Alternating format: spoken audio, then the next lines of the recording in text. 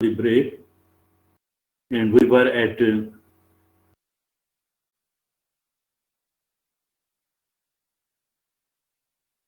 the detectors.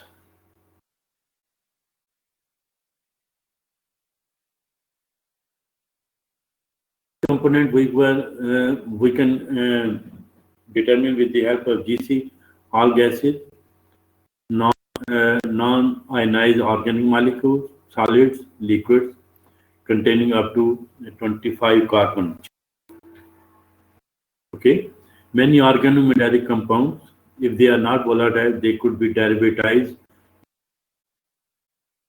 so that we can have. We can't analyze with the help of this gas chromatography macro molecules, the big molecules such as polymers or salts. These salts are because they are not volatile, but these can be done. These can be done with the help of HPLC and ion chromatography.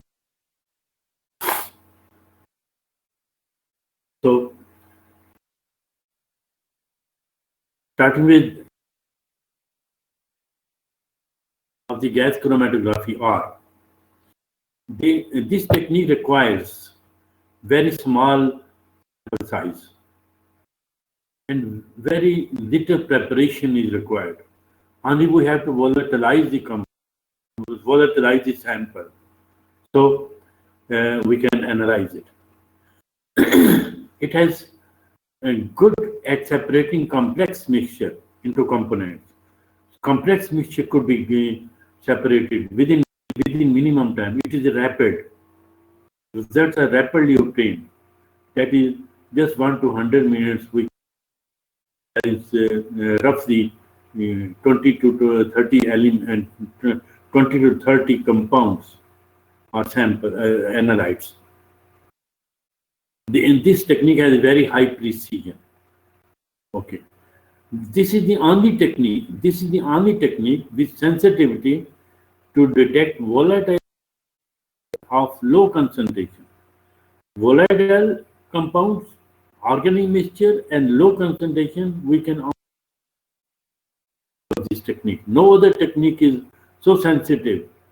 Due to high sensitivity, no other compound and is so sensitive to detect low concentration of organic within organic mixture. the equipment is not very complex, but the sophisticated oven is required. So this because we have delicate, we have temperature, we have to maintain the temperature all the time. So sophisticated oven is required.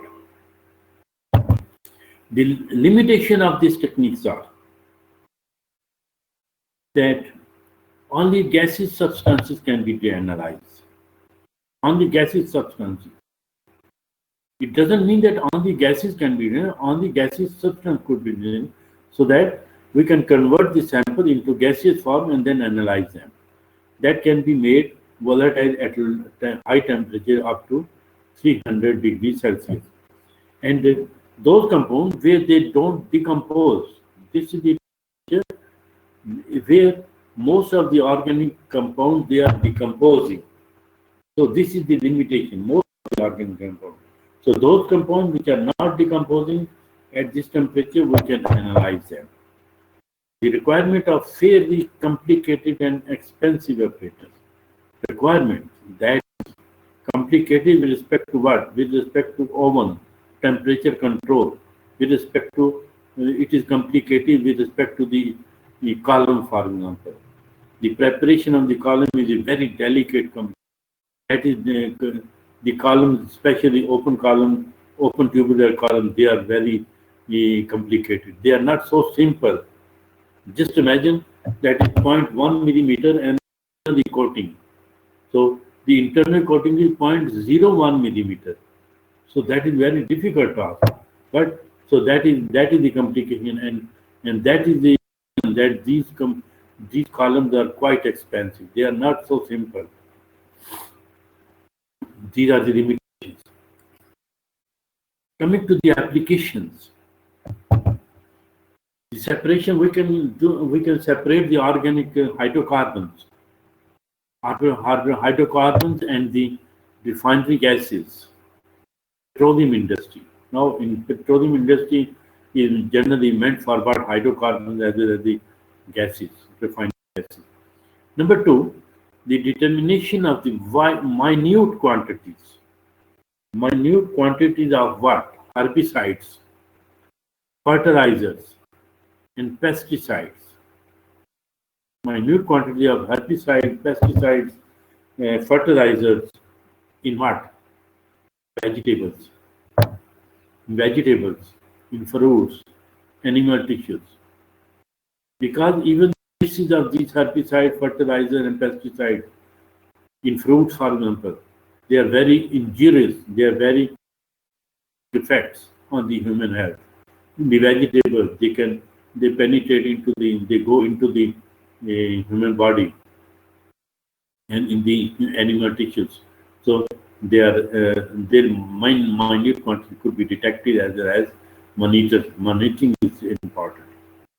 To analyze the environmental hazardous substances in automobile exhaust gases, environmental hazardous substances, especially in what?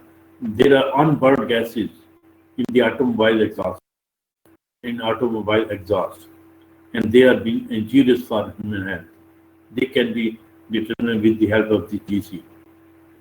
And these could injurious components could be present in where? In the human body, in blood, in saliva, in urine. They can be in the environment. They are present in air. They are also present in drinking water. They are also present in the wastewater. So environmentally, they are being used for the quantification, determination, and the quantification of these toxic substances. This technique is being used to separate aromas, that is your perfumes. So from the extracts of the flower, we can separate the aroma, that is the smell. In pharmaceutical industries, it is and the purity of the drug samples, they could be checked with the help of this technique. With respect to forensic and clinical analysis, toxicology,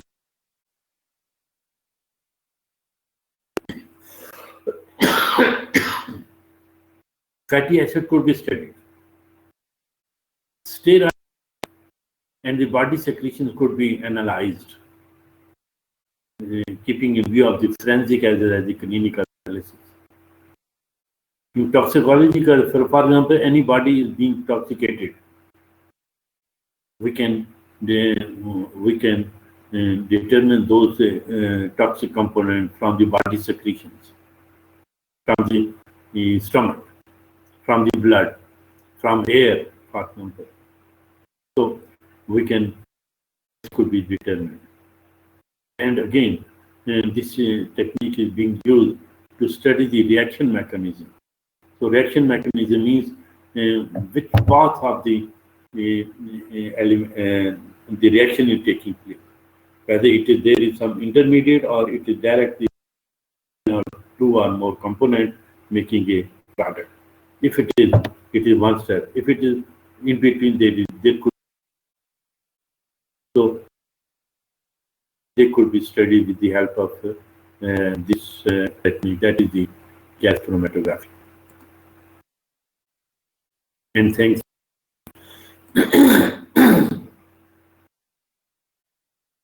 Is it clear? Is there any question? Is there any question?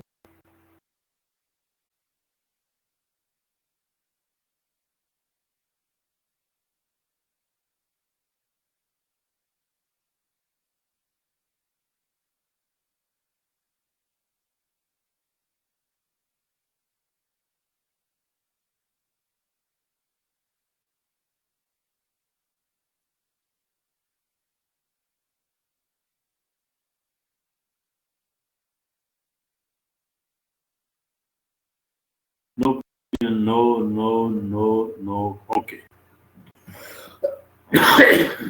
Is there no question? So this is a good sign that it's mean though you have understand everything or nothing. Okay. Moving forward, up till now, we are doing with what? We are doing with the analytical chemistry. We have different techniques in order to overcome the matrix effect, in order to get the them, we have concentrated them, we have separated them with the help of what? With the help of solvent extraction. We have pre-concentrated the sample with the help of ion chromatography. We have determined with the help of HPLC, and then later on at the end we are doing what analysis with the help of what separation and the quantification of various substances, various analytes of GC and GC gas chromatography. Now our next technique, that is the quantification. How we can quantify the analytes. The new technique is very simple and it is very important also. In the sense that this is a technique which is being used for the determination of metal ions.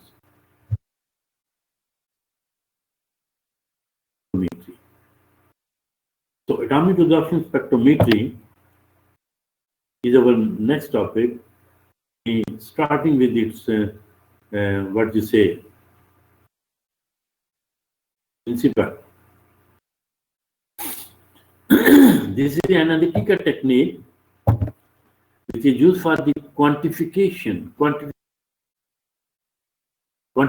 of metals at trace and ultra trace level. When we say quantification, it means that this is a quantitative technique. It is not a qualitative technique. When we say qualitative technique, we can check which type of component. This is a quantification technique. This tells us only that how much they are present, especially the metals at trace levels and ultra trace levels. When we say the concentration of a component, it could be at percentage, it could be trace level, that is parts per million level. It could be ultra trace level at ppb, parts per billion level, or at parts per trillion level. So this is trace. It is very good technique for trace at ultra trace level. Okay.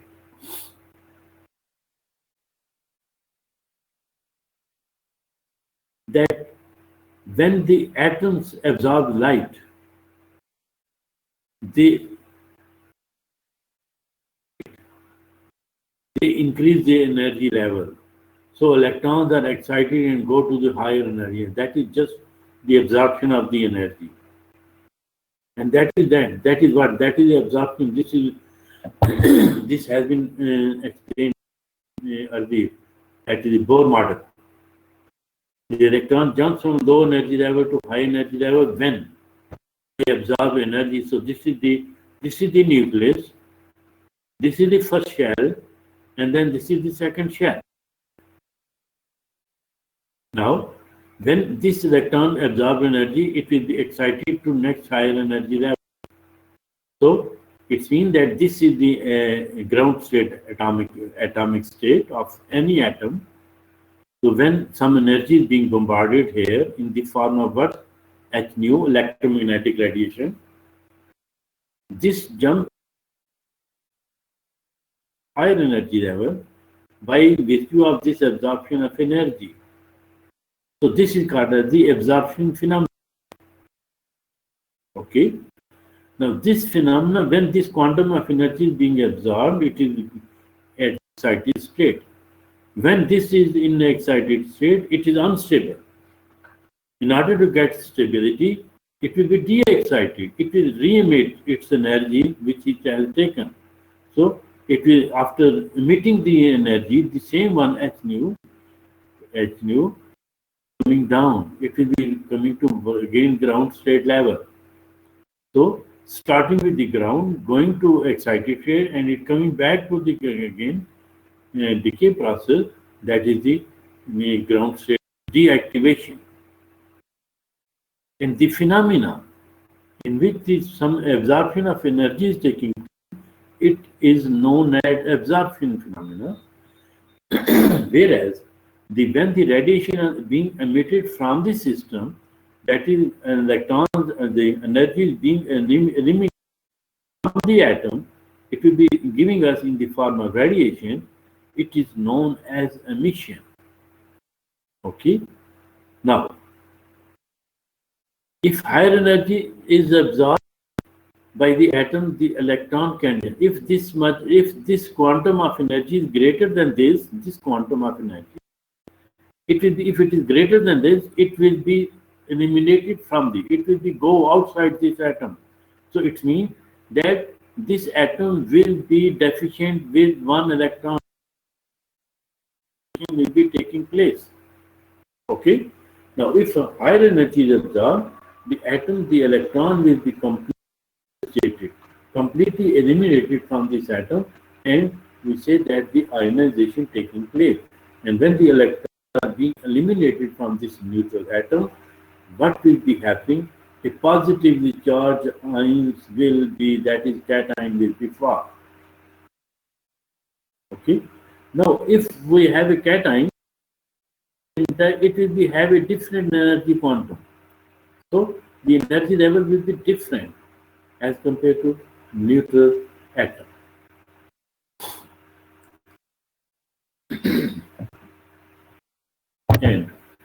and this a technique was being developed by Alan Watts in the early 50s. He uses what? He used at that time the absorption of light to measure the concentration of the gaseous phase atoms. Now, the samples which are being used in the atomic absorption spectrometry are generally liquid or solids. The anodized atom may be vaporized as a graphite furnace. We are going to discuss. And this was the first instrument. This was the first instrument which was prepared by this Alan Watts, a physicist. Okay.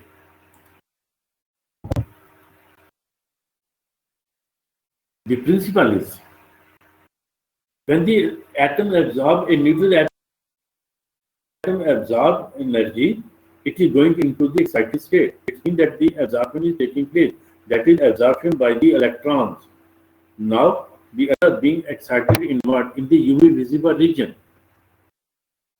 So AAS, atomic absorption spectrometer, involves the study of the absorption of radiant energy, that is radiation energy, usually in the region of UV visible region by neutral atom. By neutral atoms. Neutral atoms could be, for example, but neutral gaseous form in the gaseous state. It means that, for example, an piece of iron, it is a neutral. A piece of copper strip, it is a neutral. It is not ionic. It is not conducting. It is not making a shock to our body. It is a neutral one. It means that the distance between the two atoms, they are very near to each other. They have interatomic. The atoms are one atom is being associated with the other one. But this solid atom of copper, iron, manganese, cobalt, silver, gold, when they are converted into what? Into gaseous state. It means in the gaseous state, the atoms are neutral, but they are separated apart. It means they are behaving like ideal gas. When they are working as a ideal gas, it means that any force of attraction between one atom and other, or in other words, we can say that the energy and the interaction between the one atom and the other atom is negligible small, because the distance between the two atoms are very, very large as compared to their size. Okay, it means that those gaseous atoms of what iron, cobalt, manganese, gold, silver, they are working as a gaseous form. So it is just we are converting the sample into the gaseous form, into the gaseous atom, and then we are passing. Now that atoms, they will be acting as pure atom. There is no any interaction. Once the energy gap between the atoms, they are ideally, almost ideally present in the gaseous form. That is, it means that whatever the absorption will be taking place, that will be the exactly pure one. Pure atomic absorption will be there. There will be no any interference between the other atoms. Because if there is interference, if there is interaction between the other atom, between the two atoms, so very, very small change in the energy level of the shells. So that will change, that energy quantum will be changed. When the energy quantum will be changed, it means that they are not true gaseous form. They are not pure atoms. They are the atom, the atomic shells are being deformed. Okay, so deformed substances are not required for us. So we know we only have a pure neutral atom, so that the gas is in the gaseous form. Now, if the gas, the light of the resonance wavelength, means when the light which are being bombarded on this atom, gaseous atom, if it is of equal energy, it will resonate, it will jump from low energy level. Yes. If it is lesser than that, it will be not jumping, it will be not absorbing. If it is greater than that, that is the ionization process. When ionization process taking place, one electron is being eliminated from the neutral atom. It means that there is a change in what? Change in the energy level. Not that is with the ionic electronic configuration. Now we want only the gaseous form, neutral atom. So if the light of the resonance wavelength passes through a flame which is containing the atom, then a part of this light which we are passing from the into the flame, they will be absorbed. And this absorption is what? That is the extent of absorption is proportional. Extent, how much it is being absorbed, it is directly proportional to what? Direct ground state atom. Number of ground state atom in the flame. Greater the number of ground, greater will be absorption. That's the number of ground state atom, that's will be the absorption in the flame. Now,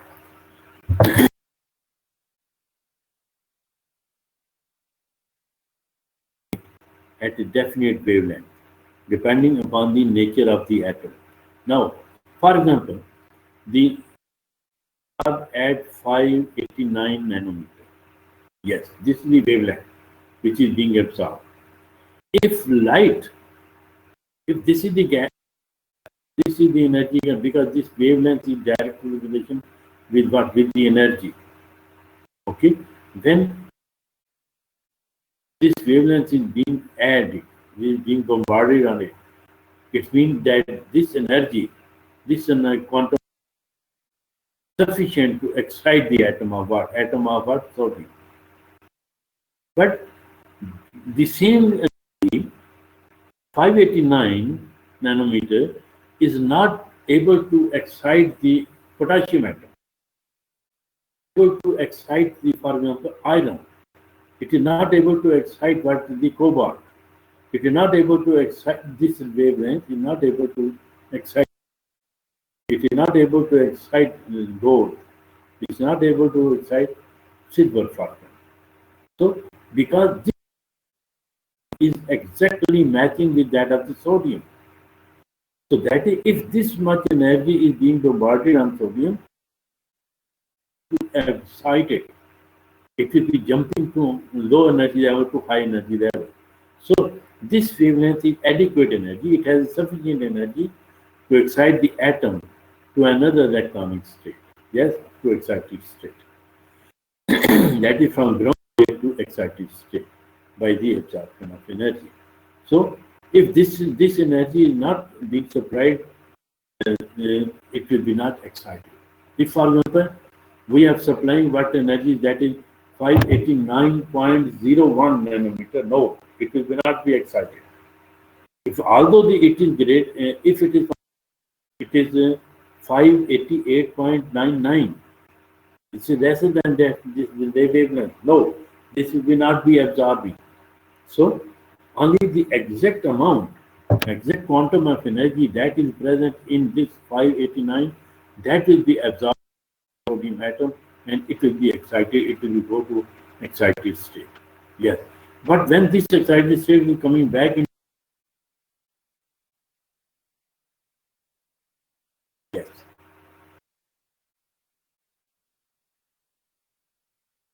okay. Now say that the atomic absorption is a very good technique, especially at sub level, at micro level and sub micro level, at trace level and ultra trace level, because this is due to the reason that it is a highly specific analytical method because of its light, of its line, for it is being absorbed are extremely narrow, and the energy corresponding to electronic transition is unique. This uniqueness of the excitation of electronic transition is very unique for each element. For each element. Okay. Just explain. For example, sodium has a characteristic line of 589. Yes, it is a sharp peak. But the Beerza can be also if the band width is narrow with respect to the width of the atomic peak, absorption peak. Now, this is the conceptual point. So please be attentive. Be attentive. Now, for example, the molecule is composed of what? More than one atoms.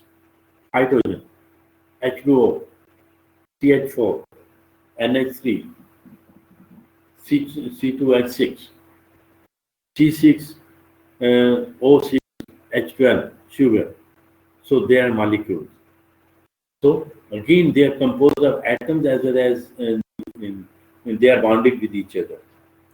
Now, when these molecules are bonded, the atoms are bonded with each other, their state are not simple. They are being attached with what? For example, one carbon is attached with 4 hydrogen atoms in methane. So they are not ideal, pure hydrogen atoms because the electrons are being shared.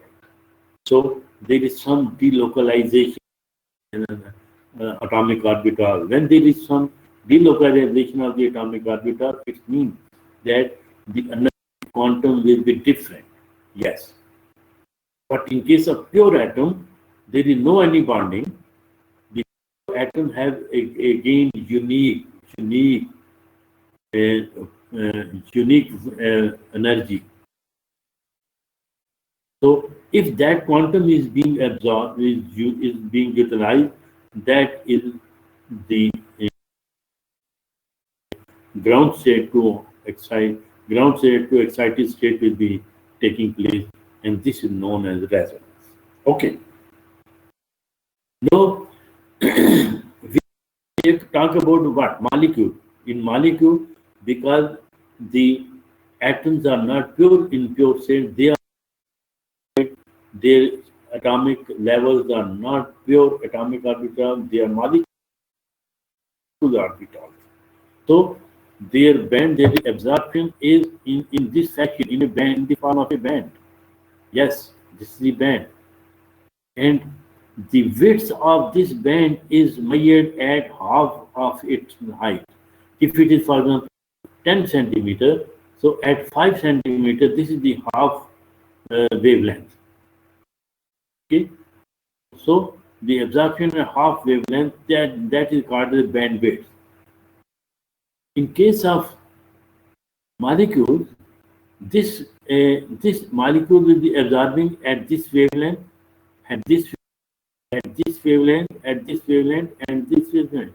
There are so many wavelengths. For example, 5 to 10 are there. All of them, they are absorbing.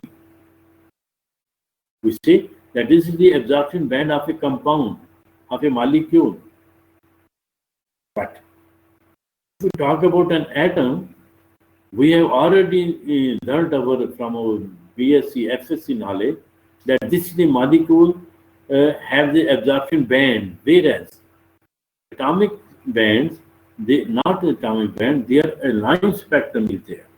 Because there is a sharp line. This is the absorption, this is the emission, this is the sharp line, this is the absorption, that is background. There's a black energy is being consumed from what? From exciting the atom from low energy level to high energy level. Okay, when it is being excited, it will be giving us the same energy.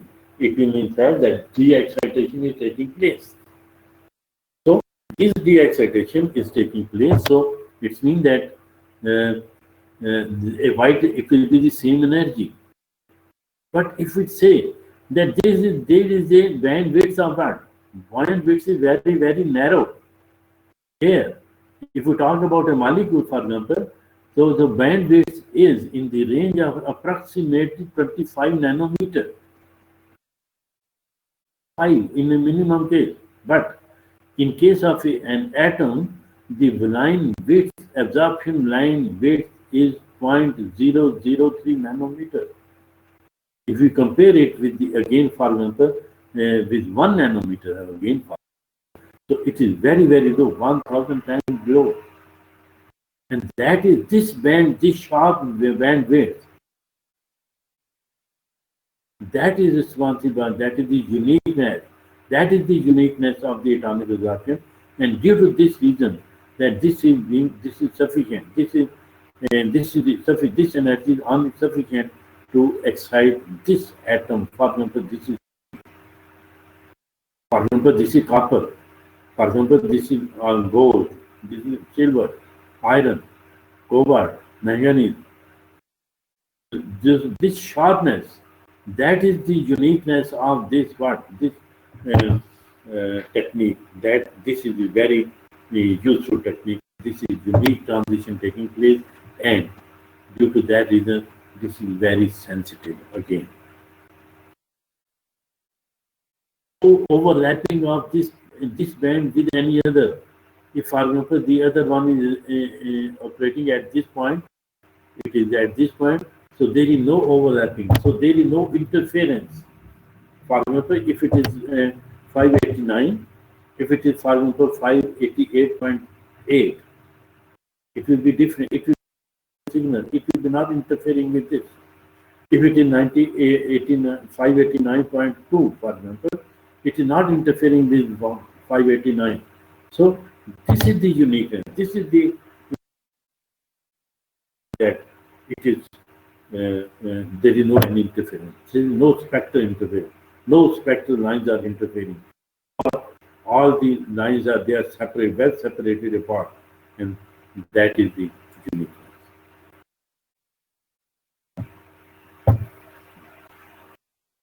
And you know that there is a measurement of the atomic absorption. That is the Beer-Lambert law. There are two laws, other three laws in there. One is Beer's law. That is the scientist's name. Lambert's, there is another scientist. And they simultaneously they produce the two laws. And that is, the Beer said that when a beam of monochromatic light is passed through a substance in a solvent, the absorption of directly proportional to the concentration. When a light is being bombarded on some sample, its absorption is directly proportional to the concentration. That is the number of atoms. Greater the number of atoms, greater will be the concentration, greater will be the absorption. Okay. So these are the first law, that is Beer law. The second is the, and again the same one, that is the, when a monochromatic light is being passed through a substance, the absorption of the light is directly proportional to the path length. That is the thickness of the sample. That is greater, thin glass is there, low absorption is there, low intensity will be there. A, a, a large jar will be there, large absorption will be there, large intensity will be there. So that is the path length. Greater the path length, greater will be the absorption. Greater the concentration, greater will be the absorption. And if you combine these two, Lambert and Beer-Lambert law, that is the combined law is Beer-Lambert law, which states that the absorption of light of a substance by a substance at a particular wavelength is proportional to what? Proportional to concentration and path length. Greater the concentration, greater will be absorption.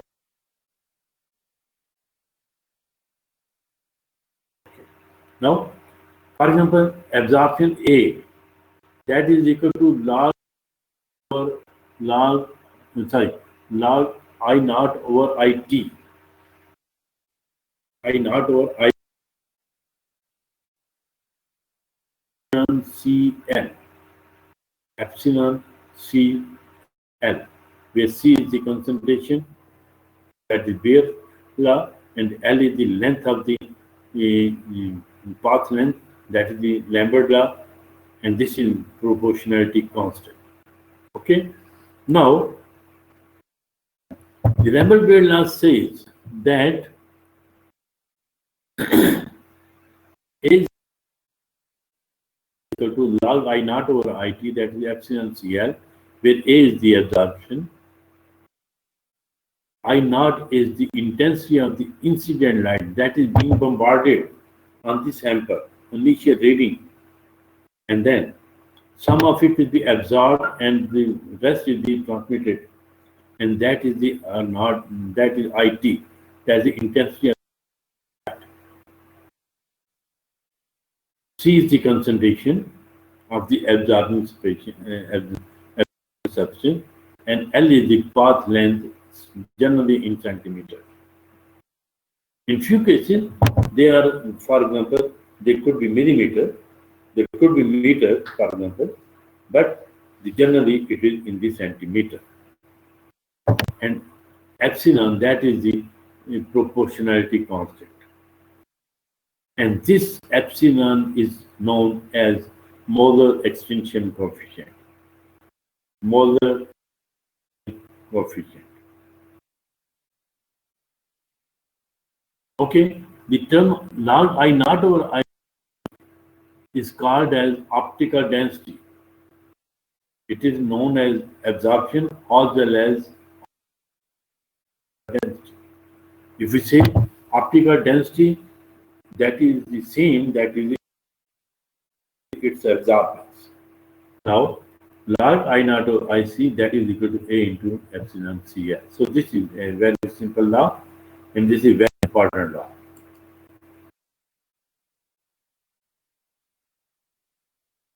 And there is another law, that is the Boltzmann equation. Boltzmann law, it is also known as Boltzmann law, which states that the transition from a lower energy level to high energy level of an element depends upon the number of atoms in the lower energy level, which is given by Boltzmann law.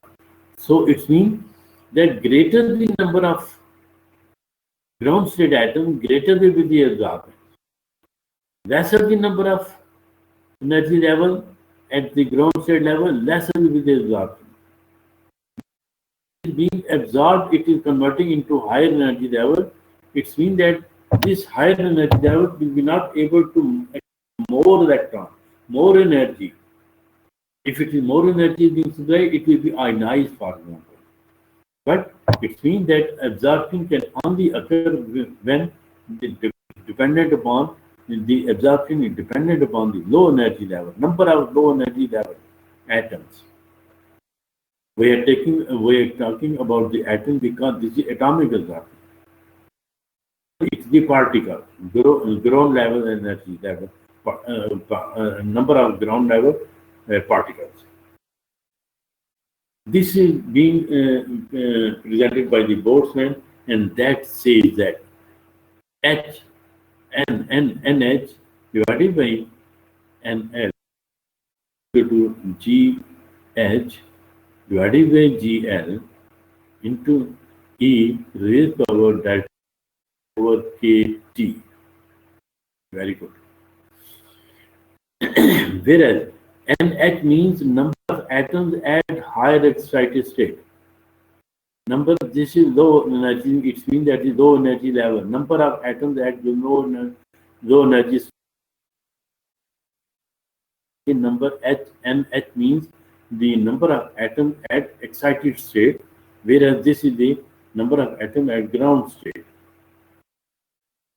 And where GH over GL, that is the ratio. This is statistical weight, statistical ratio of the ground to excited state. Okay. Delta E, this is exponential. Delta E is the what? Is the excitation energy, and this excitation energy is equal to what? It is H nu. A is Boltzmann constant. G is what? It is the absolute temperature in K. Okay. So this is a Boltzmann distribution equation. Which states that the absorption is directly proportional to the number of atoms at ground level. Okay. Now we can calculate at which temperature, how many number of atoms are present in the ground state as well as excited state. Sodium atoms at what? 2600 K. At 2600 K, the number of sodium atoms are in the ground state are 99.98% of the sodium atom. They are ground state. Only 0.02% they have been excited to higher energy. It means that even this much temperature, high temperature, it's sufficient. It is okay for us. So because number of ground state atoms are 99.98.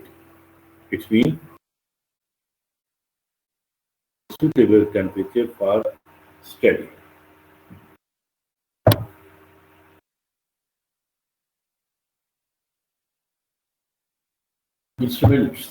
Instrumentation. The components of atomic absorption spectrophotometers are radiation source, copper, atomizer, monochromator, amplifier, and readout device or output. Readout device or output.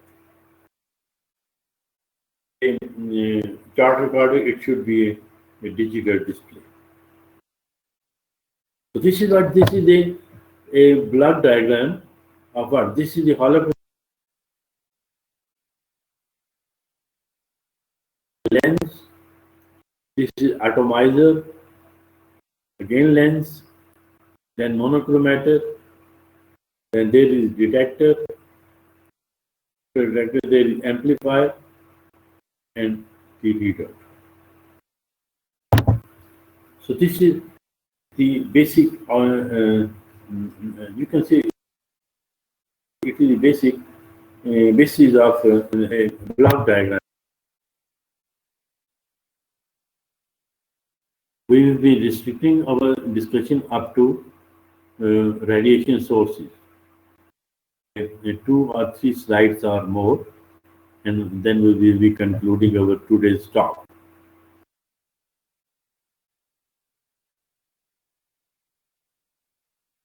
The radiation source. This is specific. This is special. This is not a radiation source just like we are getting radiation from our bulb. This is special. This is known as hollow cathode lens. Let me check. Let me check.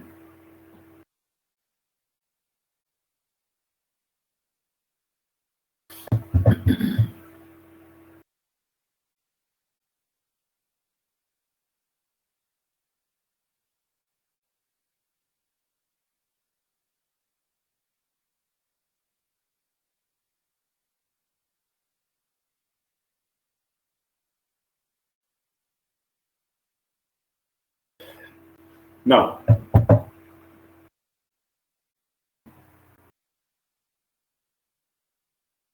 I think I should stop here. I should stop here.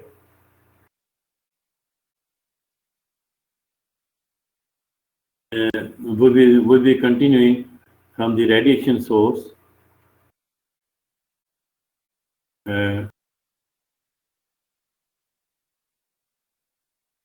Question up till now.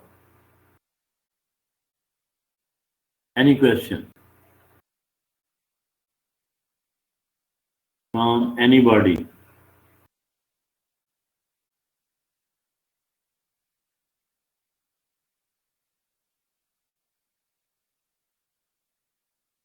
Okay, if there is no any question, when we say the sheet that kindly explain the statistical weight. Yes, very good. Thank you very much. This is statistical weight. It is a ratio. Actually, this is derivation from the statistic, and this is the ratio that is how much fraction which is going in the excited state and how much fraction is in the ground state. That is how much fraction is present in the lower energy level,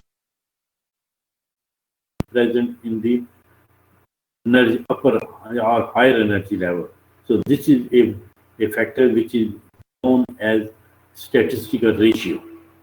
Because this is the ratio, it is the number of atoms at it is a ratio. It is the ratio of the components which are at excited state and to that of the which are state. So this is a statistical ratio.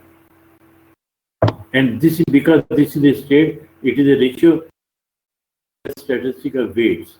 That is the extent of excitation and de-excitation.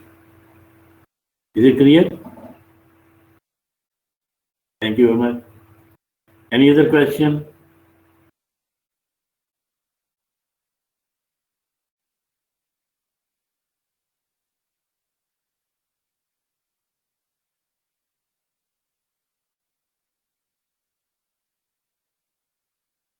Okay. Question. We are concluding our today's talk at this, and we will be continuing next week, inshallah.